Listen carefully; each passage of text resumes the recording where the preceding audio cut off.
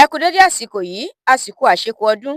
Èyí làwọn ìròyìn tó jáde láti ní ìwé ìròyìn The Matrix lónìí ọjọ́ Ajé, Monday ọjọ́ 29 oṣù kẹta ọdún 2025. Ẹniọlá Sálíù lórúkọ mi.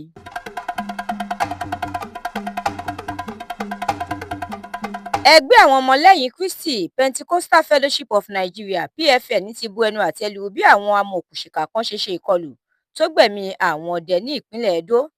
Ó ní wọ́n gbọ́dọ̀ fi ojú àwọn aṣebi náà hàn sóde láì wo irú ènìyàn tí wọ́n jẹ́. Gómìnà ìpínlẹ̀ Edo ti jáwé lọ gbélé ẹ̀ fún olórí ètò ààbò látàrí ìṣekúpani tó wáyé ọ̀hún. Ẹgbẹ́ òṣèlú PDP ti pariwo síta, ó ní Ọ̀pẹ́bọlò ti ń sọ àfojúsùn rẹ̀ nù lórí ìpínlẹ̀ Edo látàrí àjọsọyépọ̀ jogun omi láàrin Russia àti Ukraine. Trump ti fọnmú, ó sọ kò bákùngbé ọ̀rọ̀ sí Putin. Ó dúnkòokò àfikún ìdá 25 sí 50 lórí epo rọ̀bì orílẹ̀-èdè Russia.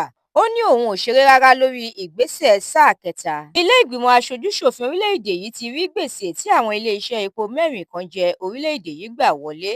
Ààrẹ Tinubu ti ṣíṣọ lójú ìdí tó fi dúnkòokò mọ́ Wike pé òun yóò yọ ọ́ nípò gẹ́gẹ́ bí mínísítà olú ìlú orílẹ̀-èdè yìí, ìyẹn Àbújá.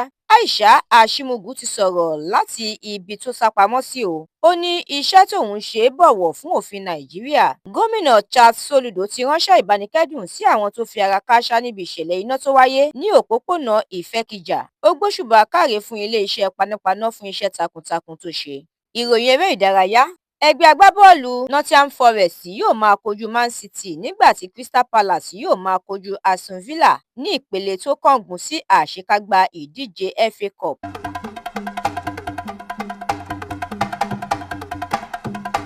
Ẹ̀kúnrẹ́rẹ́ àwọn ìròyìn yìí àtàwọn ìròyìn míì lẹ́ ò láǹfààní láti jẹ̀gbádùn tẹ́ ẹ bá darapọ̀ tí ẹ sì tẹ̀lé The Matrix lórí Facebook, Instagram, TikTok, YouTube àti X.